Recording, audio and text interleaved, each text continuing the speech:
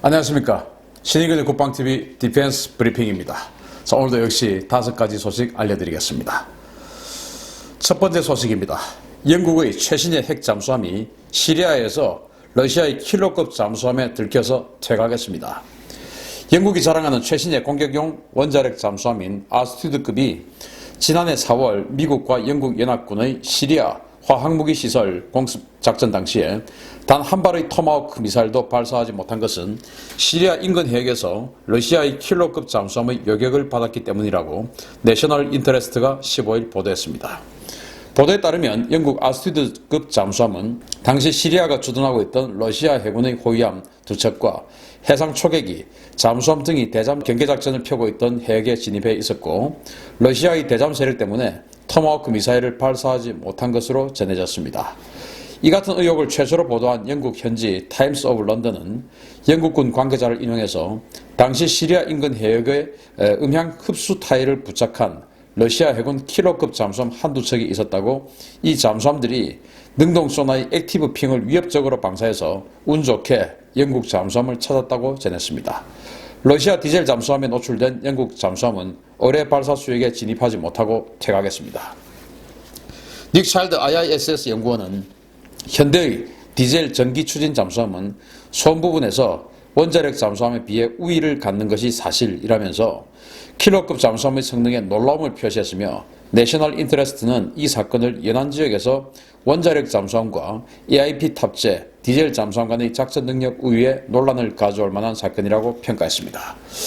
자, 지난해 4월 미국과 영국이 시리아를 공습했습니다. 그런데 미국은 다량의 토마호크 순항미사일을 발사를 했는데 영국은 사실은 그때 발사를 하지 못했어요.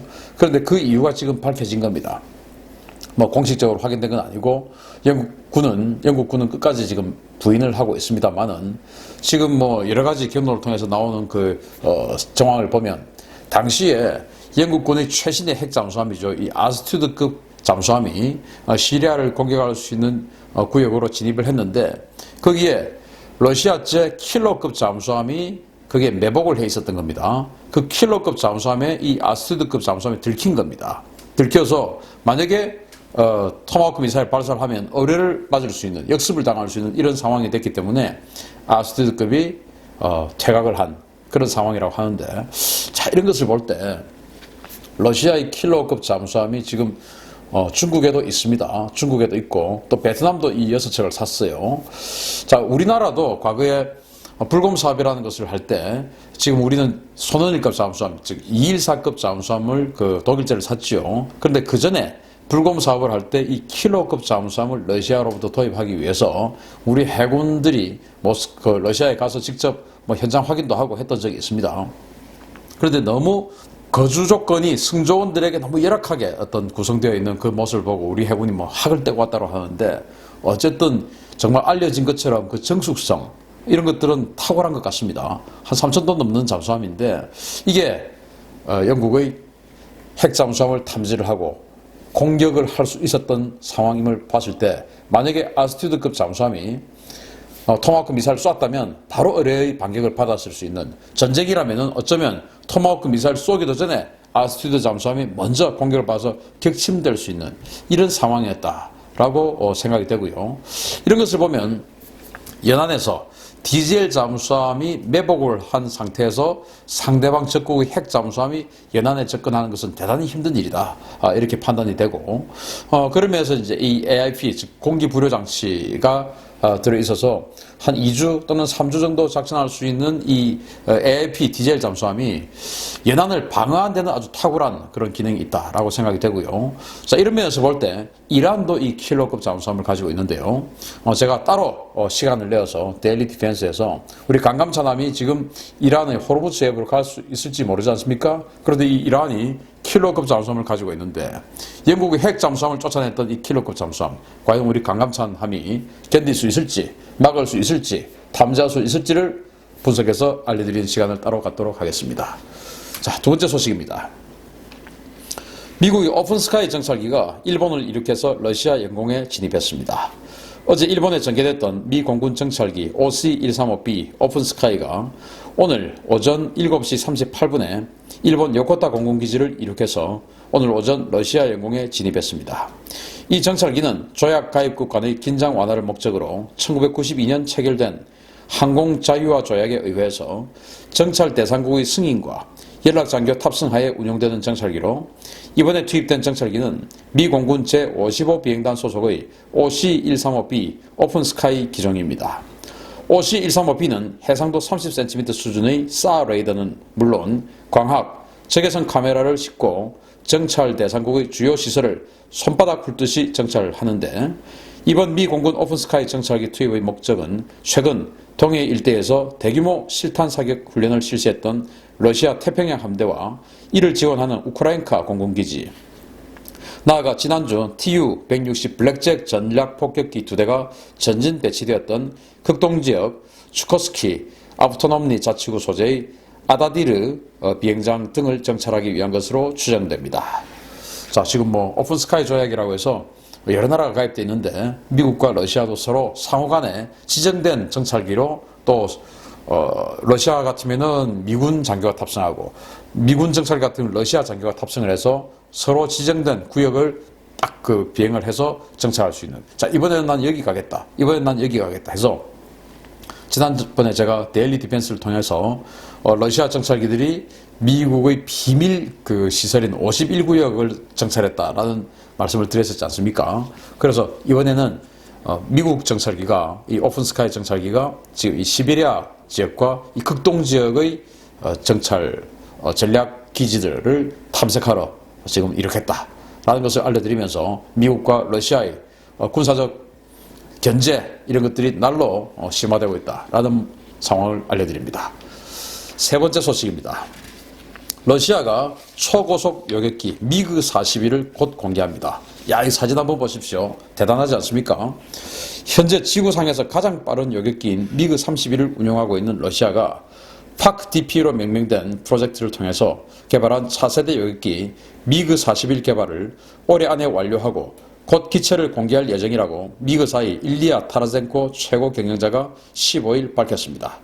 타라젠코 CEO는 15일 로이터와 가진 인터뷰에서 미그 41은 우주권까지 날아갈 수 있을 것이라고 하면서 이 전투기는 새로운 스텔스 기술을 적용하고 대량의 무기를 탑재할 수 있을 뿐만 아니라 매우 큰 작전 반경을 가지고 있다라고 강조했습니다. 미그사에 따르면 미그 41은 고도 9에서 17km 사이에서 마하 3 이상의 속도로 비행할 수 있으며 러시아가 개발 중인 차세대 공대공 미사일을 이용해서 극초음속 비행체와 일부 탄도미사일도 요격할 수 있는 가공할 성능을 갖추고 있는 것으로 알려졌습니다. 또한 첨단 자율 비행장치를 이용해서 마치 무인 전투기처럼 원격으로 조종할 수 있는 기능도 갖춘 것으로 알려졌습니다. 러시아는 올해 말까지 미그 41 개발 프로젝트를 마치고 2020년대 중반기부터 본격적인 실전 배치에 나선다는 계획입니다. 자, 여기 사진 한번 보십시오. 정말 괴기스럽게 생겼지 않습니까? 이 에어 인테이크, 즉 공기 흡입구가 미그 21처럼 뭐 따로 이렇게 나와 있고 테두리를 지금 공기 흡입구로 이렇게 하고 있는 그런 미그 특유의 아이덴티티를 가지고 있는 그 상상도인데 이게 사실은 뭐 상상도에 불과해요. 실제 이렇게 나올지 아니면 다른 방식으로 나올지 아무도 알 수 없습니다.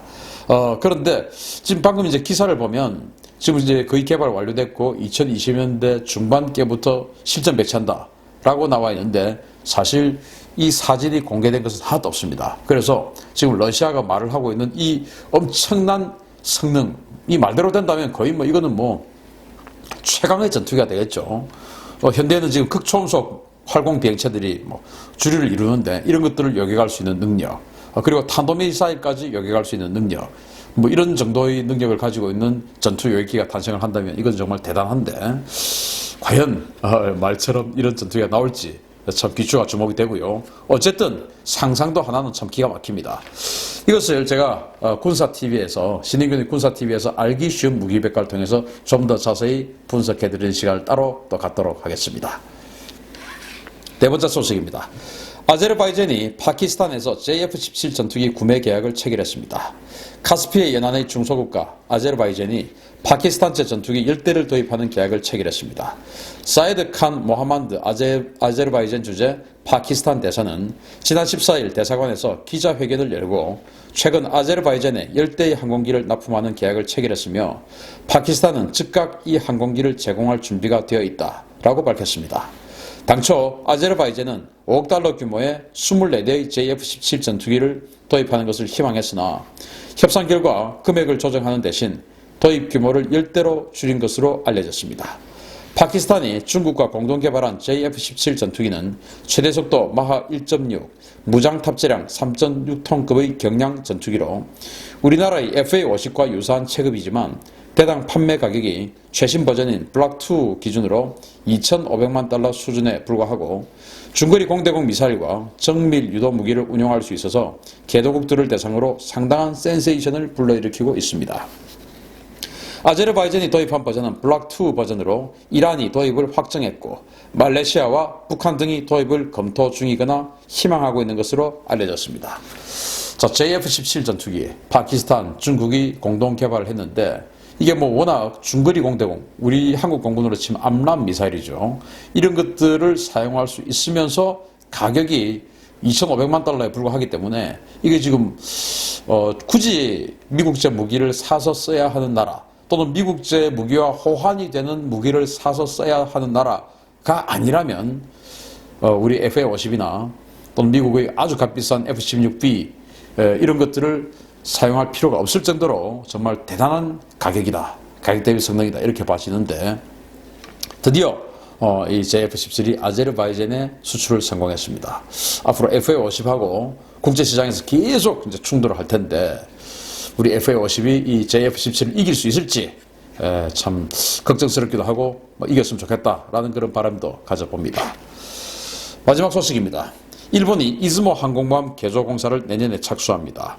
일본 방위성이 지난 26일 확정된 내년도 예산안에 이즈모급 헬기 탑재 호위함의 항모 개조 공사 비용과 함재기인 F-35B 도입 예산을 포함시켰다고 요미우리 신문이 17일 보도했습니다.